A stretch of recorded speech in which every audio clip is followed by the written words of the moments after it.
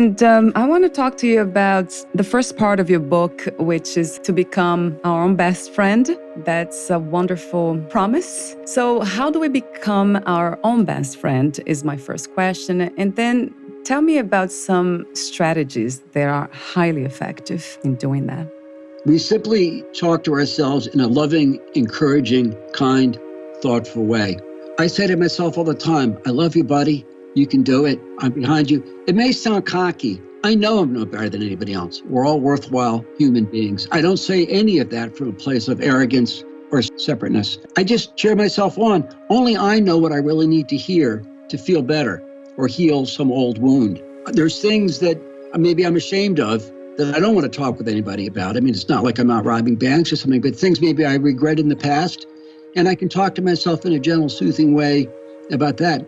The problem is people don't do enough of it.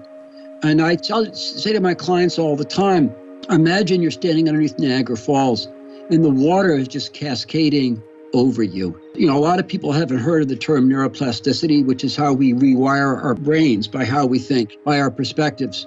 We all need to do just more of it. We need to do it continually, constantly.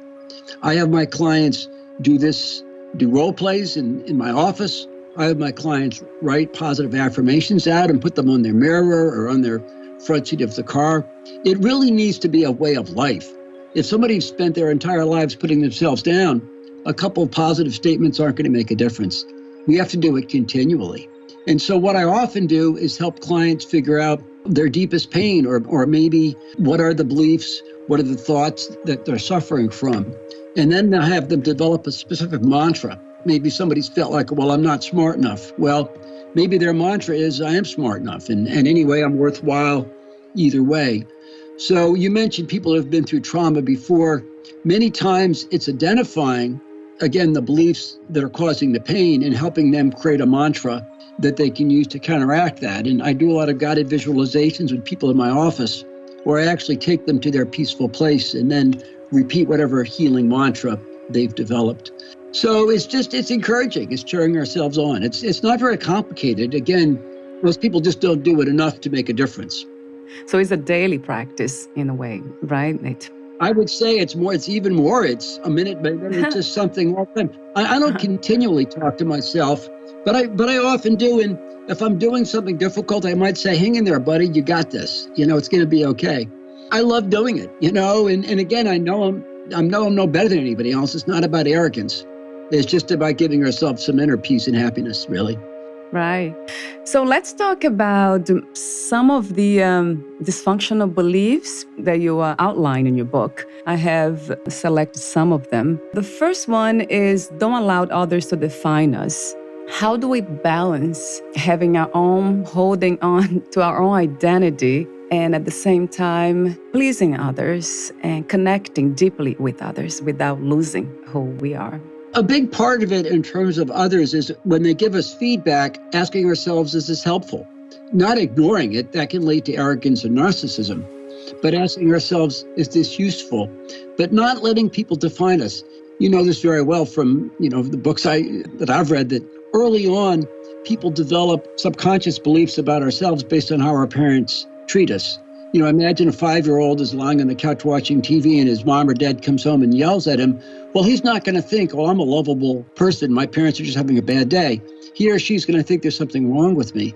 And so what we need to do is to stop absorbing other people's projections onto us. If they have some valid feedback, fine. But recognizing other people's opinions about us usually say more about those other people than ourselves. That's where trusting in our voice and trusting our authentic selves comes in. And paradoxically, the less we project onto other people to meet our needs, the better relationships we can have because we don't wear them out, because we're not looking for them to cure us of something we can only give ourselves. So it actually frees us up to appreciate our relationships more without weighing them down with our own projections. It's very freeing. Yes, I agree. You mentioned in the book how we take responsibility for other people's negative feelings and we feel guilty about it. Talk to me about that and how can we practice not feeling this way, not taking responsibility for other people's negative emotions? I've struggled with this for years. And actually, I've come up with a visualization that's really helpful. I visualize I'm a screen door in a stream or a river, and I encounter other people's upsetness. I'm aware of it. I can respond to it and minister to it and encourage them, but I let it flow through me because I realize if I absorb all of it, it's not actually helpful for them. Then maybe they feel guilty that they've made me feel bad by their pain. It's a very, very important question because we need to have empathy. We need to be loving and compassionate and caring. We don't want to discard other people's feelings. But it took me many, many years to learn we actually do them a favor when we don't get all bogged down in what they're feeling. We need to keep our own spirits so we have something to give them back.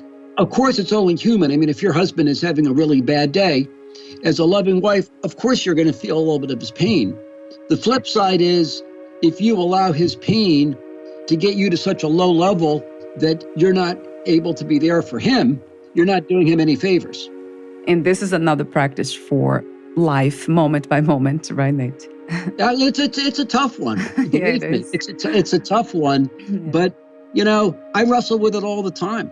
And it doesn't mean I don't feel, I've worked with a lot of people that have been through severe trauma. I've cried with clients. It doesn't mean I don't feel their pain. And of course, it's important for trauma survivors to allow themselves to feel everything they're feeling.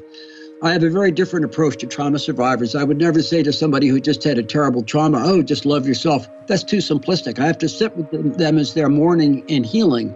And then eventually they may get to a point where they're able to use, the self-care.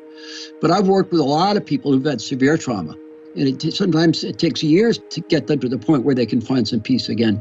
But yeah, we can't absorb all the pain in the world. We're better off doing something about it. In my book, I mentioned, if you read about starving kids in some place in the world and just feel bad about it, you're not helping them very much. They'd be better off if you didn't feel bad and just send them some money or food. We don't really help other people by feeling bad. I agree. Yeah. Self-compassion, do you think it is a belief or it comes from that place of raw wisdom? What would you say when we are there at that place?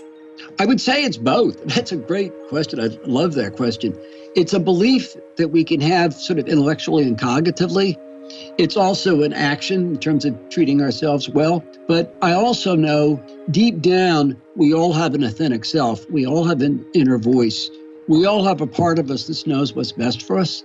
And so self-compassion, in a lot of ways, is simply listening to that inner voice that knows what's best for us. And for me, that inner voice comes out when I'm in my stream of peace. And when I'm in that stream of peace, I also feel deeply connected to everybody else in the world. It's not like a selfish thing or a lonely thing. But I think you're right. I think there's deeper and deeper levels of knowing. And really, the very essence of self-compassion is to tune into those deeper levels. I agree.